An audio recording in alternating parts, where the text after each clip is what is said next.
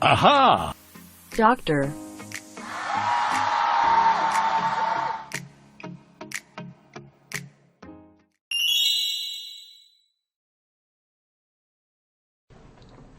안녕하세요. 산부인과 전문의 오상윤입니다.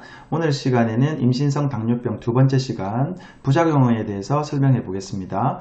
지난 시간에는 임신성 당뇨병이 어떻게 진단되는가 살펴보았는데요.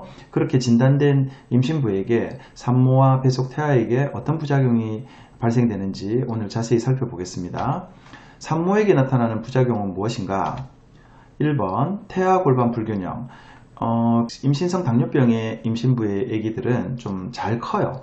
그래서 대체로 큰 아기들이 태어나게 되고 심지어는 4kg 넘는 거대아가 종종 발생되죠. 근데 산모의 골반은 한정되어 있거든요. 그러다 보니 태아 크기랑 임신부의 골반 크기랑 좀 불균형이 일어나죠. 그래서 처음부터 제왕절개할 확률이 높아져요.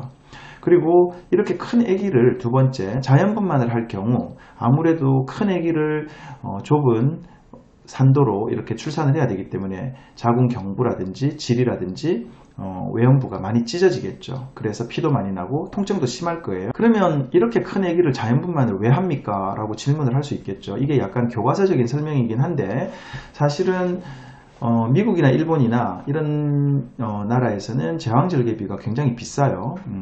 극단적으로 미국의 예를 들어보면 대략 5, 6천만 원? 주마다 좀 다르긴 하지만 한 5천만 원 이상 하거든요. 그러면 우리나라 임신부와 아빠들에게 5천만 원 내고 제왕절개 해야 됩니다 라고 하면은 선뜻 하기 힘들 거예요. 그러다 보니 미국이든 뭐 일본이든 아니면 뭐 또 여러 나라에서 웬만하면 자연분만을 하려고 하죠. 비용이 좀 그래도 제왕절개에 비하면 저렴하니까. 그러다 보니 이렇게 큰 아기를 또 이렇게 억지로 낳을 수도 있고, 또 어떤 나라에서는 병원이 부족해서 또는 의사가 부족해서 그냥 밑으로 놔야 되는 경우도 있겠죠. 임신성 당뇨병임에도 불구하고 또 이렇게 큰 아기를 임신했음에도 불구하고 여튼 큰 아기가 출산해야 되는 경우에는 이렇게 산도 손상이 증가합니다. 또 임신성 당뇨병은 양수과다증을 흔히 일으키는데요. 양수과다증이 그러면 임신부에게 무슨 부작용을 일으킵니까? 그냥 상식적으로 생각해 보면 돼요. 무겁잖아요. 물이 많으니까. 그러니까 무거우니까 다리 쪽에 피가 안 통해서 잘 붓고, 그 다음에 치질이 잘 생기고, 화장실을 자주 가게 되고, 골반이 아프고 허리가 아프고 뭐 이런 여러 가지, 그리고 부피가 크니까 숨쉬기 곤란하고 소화가 잘 안 되고 뭐 여러 가지 불편함을 초래될 수 있겠죠. 또 양수가 또 비정상적으로 너무 많이 있으면 양수가 잘 터져요. 양막 파열의 위험도 높아지고, 그 다음에 또 임신성 당뇨병이 있는 경우에는 고혈압성 질환이 잘 생겨요. 그래서 나중에 임신부들이 흔히 알고 있는 임신 중독증, 정확한 명칭은 전자간증이라고 하는데, 그런 임신 중독증의 발생 빈도가 2배 이상 증가하거든요. 또 임신 중독증이 생기면 곧바로 출산을 해야 되고 미숙아 출산을 할 수 있고, 또 엄마도 아기도 위험할 수 있는 거죠. 그리고 산모를 임신성 당뇨병 임신부를 출산 후에 한 20년 동안 관찰해 봤더니 대략 10명 중에 6명에서 진짜 당뇨병이 되는 거예요. 그러니까 당뇨병 발생률을 높인다, 이런 것들이 임신부에게 나타날 수 있는 부작용인 거죠. 그럼 뱃속 아기에게는 어떤 부작용이 나타날까요? 하고 설명해 보면 거대아가 잘 생긴다. 아니, 그러면 뭐 거대아가 어떤 부작용을 일으키길래 그렇게 이 부작용 사례에 넣었나요? 하면은 뒤에서 한번 설명해 보도록 할게요. 그 다음에 아기가 크니까 자연분만을 하는 경우에 난산이 잘 초래되고, 또 아기도 나오면서 그 좁은 골반에서 짓눌려서 이제 손상이 잘 일어나요. 그리고 또 뱃속에서 사산이 잘 돼요. 그러니까 사산이 된다는 건 끔찍한 일이잖아요. 굉장히 심각하고 끔찍한 일인데 이런 부작용들이 많이 증가되죠. 2019년도에 발표된 영국에서 발표되었네요. 이 한 논문을 살펴보면 태아 거대아, 이제 우리가 보통 그 거대아라고 하는 거는 출생 체중 4kg 이상의 아기를 거대아라고 하는데, 이 거대아가 모체, 산모와 아기에게 어떤 합병증을 일으키는가 하고 연구를 한 논문이 있었어요. 이 논문의 내용에서 요약해서 정리해 보면 평가 항목이라는 게 있는데, 이 평가 항목에 대한 위험이 몇 배 증가하는가, 이런 것들을 한번 결과로 살펴본 거예요. 그래서 그러니까 분만을 하는 중에 제왕절개를 하는 경우, 사실 분만 중에 제왕절개를 하면은 처음부터 저항절개를 한 것보다 굉장히 억울해요. 예를 들어서 한 5시간 생고생을 했는데 어떤 이유로 저항절개를 하면 사실 그 5시간을 헛수고한 거잖아요. 굉장히 고생했고 또 산모는 산모대로 진이 빠지고 애기는 애기대로 스트레스를 받고 근데 어쨌든 분만 중에 제왕절개할 위험이 3배 이상 그리고 심각한 산후출혈 이제 큰 애기가 나오면서 엄마의 산도를 많이 찢어서 피가 많이 난다고 했죠. 그런 심각한 산후출혈이 2배 이상 그 다음에 분만 중에 엄마의 항문 관략근을 손상시키는 경우 그런 경우 2배 이상 항문 관략근이 심하게 손상되면 변실금도 나중에 생기고 그러거든요. 그 다음에 아기 입장에서 볼 때는 어깨 난산 아기가 크니까 머리는 나오는데 이제 어깨가 걸려가지고 고생해서 아기가 죽을 팡살팡하는 그런 난산 그게 10배 이상 증가돼요. 그리고 신생아 상완신경총 손상 상완이라는 말은 여기 위에 팔이잖아요. 근데 그 위에 팔을 이렇게 움직이게 하는 신경을 이제 그 신경이 이 척수신경에서 이렇게 어깨 따라서 나오는데 요 어깨 부분 요 부분이 상완신경총이라고 하는 부분인데 이 부분이 손상되면 아기가 이렇게 팔을 이렇게 자유롭게 움직일 수 없거든요. 그런 신경 손상이 28배, 28배 굉장하죠.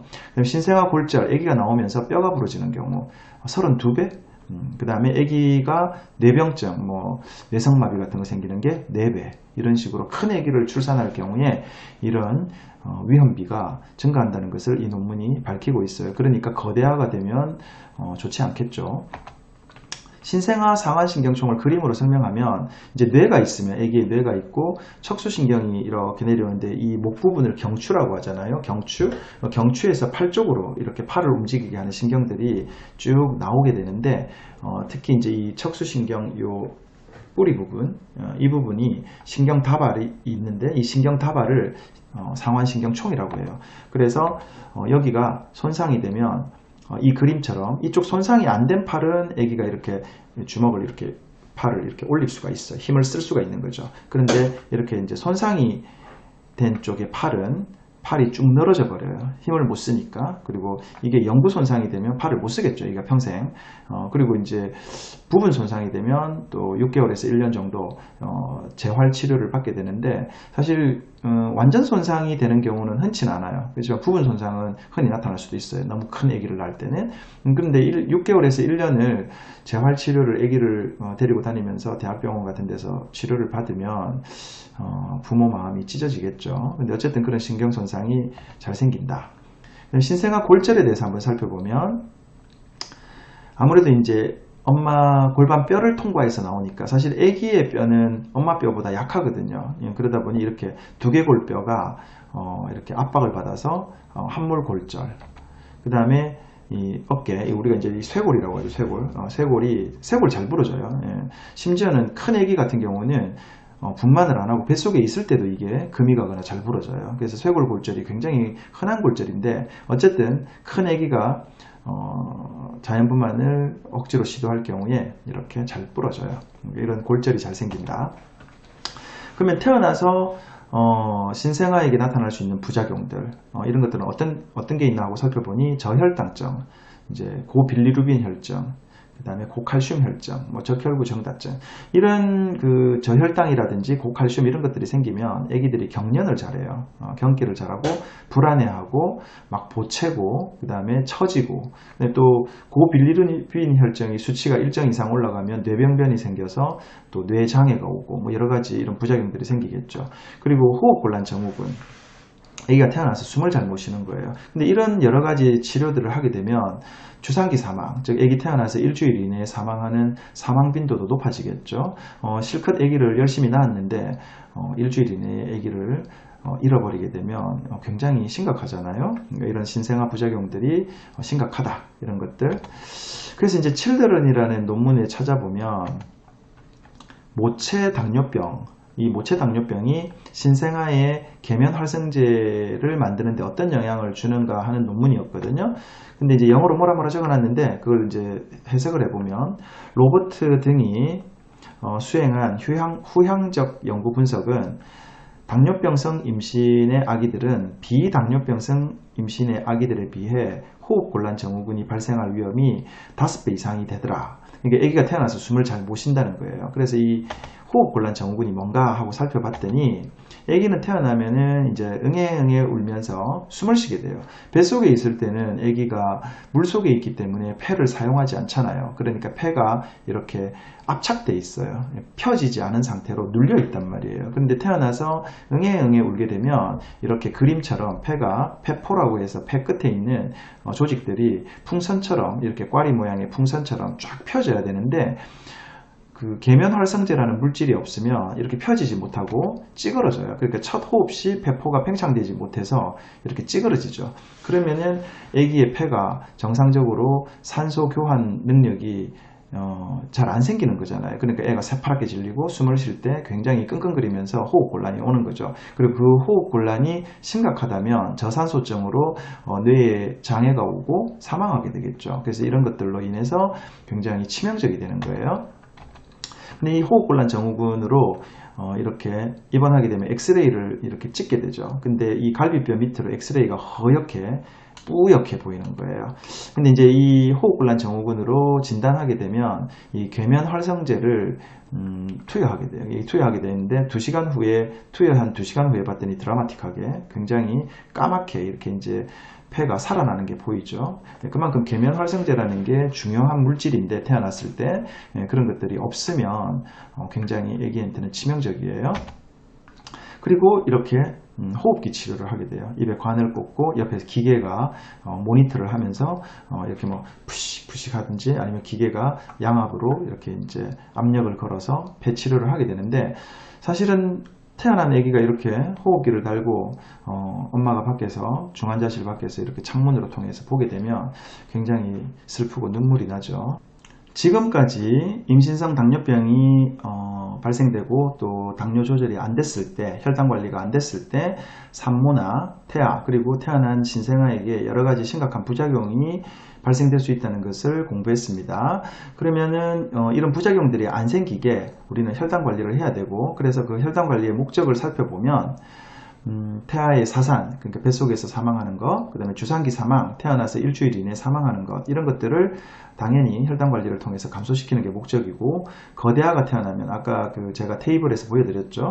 거대아로 인해서 생길 수 있는 여러 가지 부작용들이 여러 가지가 있는데 그런 것들을 예방해야 되겠고, 그 다음에 또 임신성 당뇨병이 있으면 고혈압성 질환인 전자간증이 잘 생기거든요. 근데 이 전자간증이 생기면 생기는 그 즉시로 산모와 태아의 생명이 위협을 받기 때문에 이런 것들이 안 생기도록 또 당 관리를 잘해야 되겠고, 그 다음에 제왕절개율을 또 감소시키고, 그러니까 분만을 하다가 제왕절개를 하게 되는 경우 억울하잖아요. 그래서 그런 것들을 또 아기가 너무 크지 않도록 해서 제왕절개를 이렇게 하지 않도록 감소시키는 게 목적이라 할 수 있겠습니다.